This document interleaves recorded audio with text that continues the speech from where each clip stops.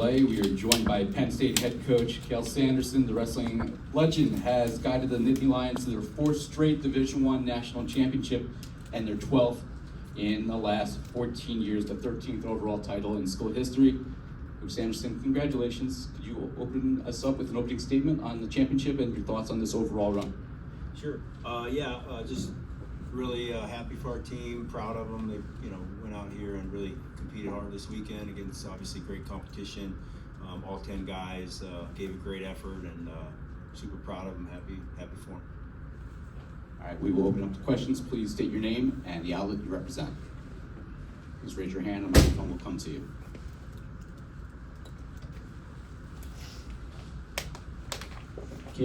Nate Caldwell with the Center Daily Times. Can you just maybe put into words what this season has been like for you guys? Now finish it off with another scoring record, 10 All-Americans, only second time in NCAA history. It's been a great year. It's just a lot of fun people to work with. Obviously the team, our staff, just from top to bottom. I mean, it's just we're just constantly kind of thinking ahead, and just everything's preparation for the next thing. So we don't really kind of stop and reflect a whole lot. Obviously we're learning as we go, and we'll continue to do that. That's the name of the game. But this was a really fun year. With some new faces like a Luke Lodahl, right, and a freshman bar, and you got a guy like Carter who just wins a 5th national title, all the way up and down the lineup. Everyone gave a great effort. It was a lot of fun. I mean, obviously our coaching staff, Coach Cody and Coach Casey, and Nick Lee was a great addition this year. With Cody and Casey, I really just try to stay out of their way and let them do their thing. And they're the best coaches in the world, and so it's been a lot of fun to work with. Last question. Jim Carlson, Harrisburg. Cael, did you see that takedown coming with Carter? I mean, you know it was going to happen at some point. It's just kind of what he does. He's such a competitor, and I think you think, hey, he's won 4, he's going to automatically win 5, but I don't think he. As soon as they knew, there was that COVID year, he probably heard about that every day, where someone's like, hey, you can be the first 5-time NCAA champion. He's like, well, let me win my 2nd first, and then maybe my 3rd, or whatever, wherever that came along. So that was a heck of a feat. I mean, that's really special, and it just takes a lot of mental toughness and focus, and super happy with them. But yeah, the shots. I mean, you got 2 of the best wrestlers in the country. First match up, which was kind of weird, but that was a great match. I mean, and that reshot Carter hit was as good as it gets. Question in the second row for Coach Sanderson.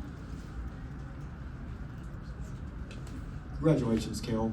Joe Smeltzer, Nittany Sports Now. You just alluded to it. A lot of people would have expected Carter's match to be last instead of first. Do you feel that that's a sign that wrestling isn't being marketed the way it should be? Because a lot of people have expressed that they feel that way. It's not a big deal. I mean, it's when we told Carter, he was like, "Oh, really? It's not a big deal. Whatever it is, it is." Usually events build up to the big match, but it doesn't matter. We're just whatever. We just show up, and that's Carter shows up every day. That's why he. And you see him compete all year long for 5 years. He competes every match, whenever, wherever. So it's pretty special, and that's how you do what he just did. But we're not worried about those kinds of things. Really, it's not a big deal. Go to our next questions from the left side of the room. Hey, Coach, Josh Moyer, Center Daily Times. How much of yourself do you see in Carter?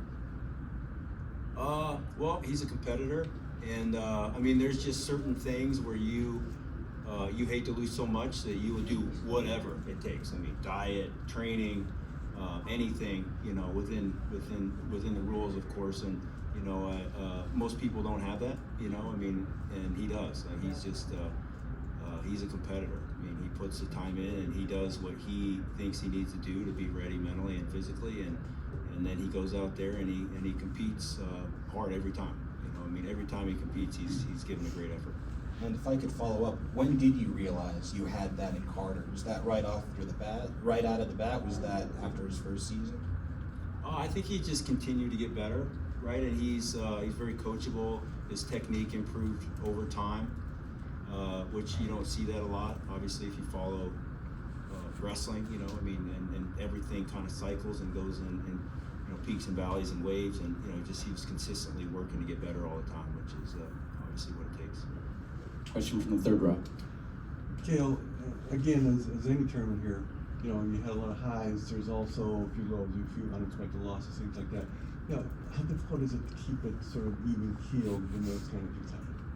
Oh, it's tough. I mean, your heart's with each individual. I mean, you look at them.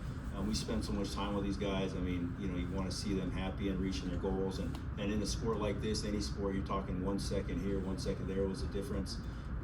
So yeah, some tough losses, but everybody kind of rebounded well. Even coming into the tournament, I mean, Greg hurt his knee last week in practice, and we weren't even sure if he was going to be able to wrestle. First match, we weren't sure if he was what, and he, just got tough for the team. Went out there and made the semifinals. Josh Barr, same thing. Like we didn't know how he was going to wrestle first match. We were hoping he could compete, and then he makes it to the finals as a freshman with a gutsy performance. Obviously, really impressive there, and just up and down the lineup. I mean, Luke Lodahl just getting better every match. I mean, he's such a pleasure to have on the team. Davis had a great tournament. Bo Bartlett wrestled great. Again, a couple seconds away from being in the finals. That's life. That's sports. Van Ness wrestled great. Kazak again. Just a scramble here, a couple seconds away from moving on, and that's just kind of how it goes. And Mitchell win the nationals. Obviously, Levi Haynes a takedown away from getting in there, and finishing third. I mean, guys finishing third is there's a lot of honor in that. I mean, that's a really big deal. Something that obviously we really value them kind of battling back as a team. And then you saw Carter and Barr and Greg I already talked about. So yeah, great team effort. And just super proud of them and happy for them, and we're excited to get back to work. I mean, it's all process. We just keep getting better as coaches. We got to take our own medicine and figure out how we can do things better. Yeah, hi, Cael. Frank Badani, New York Daily Record. With all the success you've had, this team in particular, is there a few things that maybe stand out? What makes this special, this version? Is it the 10 All-Americans? Is it Carter? Is it points record? Is there something that maybe makes it special, or maybe you're most proud of, or that was maybe the hardest? I'll have to reflect on that. I mean, it was just a lot of fun. It was a great team. Just 10 quality, tough, 10 All-Americans. Obviously, it's super hard to do. I mean, you have two guys coming in here with injuries, and then obviously, if everybody's talking about the expectations and this is the point record or whatever it is. We don't talk about that stuff, but kids live on their phones, so they're seeing it and hearing it all the time, and it's hard. I mean, being expected to do something and do it is probably the toughest thing in sports, right? And so, but that also makes it a fun challenge. But yeah, just a great team. I mean, all of our teams, we feel like they're special, and we're excited for next year too. We just keep getting better. We have time for two final questions. First one on the left side of the room. Coach, Greg Pickle from Blue White Illustrated, congratulations. Thank you. When you won a title here the last time, the college athletics world was different. There was no transfer portal, NIL, all that stuff. So as you talked about the process, getting back to work, things like that, what does the next days, weeks, months look like for you now compared to maybe what it would have back then? It really doesn't change for us. I mean, our coaching staff will be in the room on Monday, and we're working, right? I mean, the way everything's set up, we love it. I mean,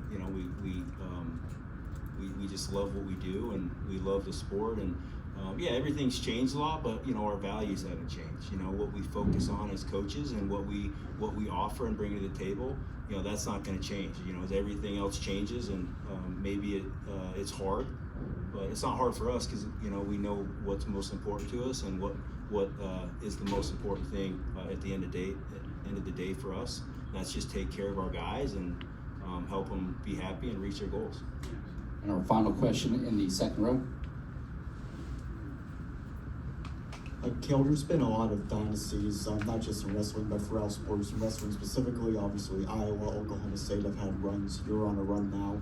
What's your feeling just on dynasties in general? Do you feel it's good, bad, neutral for the sport when one team is just, so dominant for so many years? I just know, what my job is. My job is to put together the best staff we can at Penn State and recruit the student athletes that fit the character and the focus and the mold that we're looking for, and just be the absolute best we can be. And if we do that, you know, we're going to continue to be successful. But that's what I'm focused on. Anything else is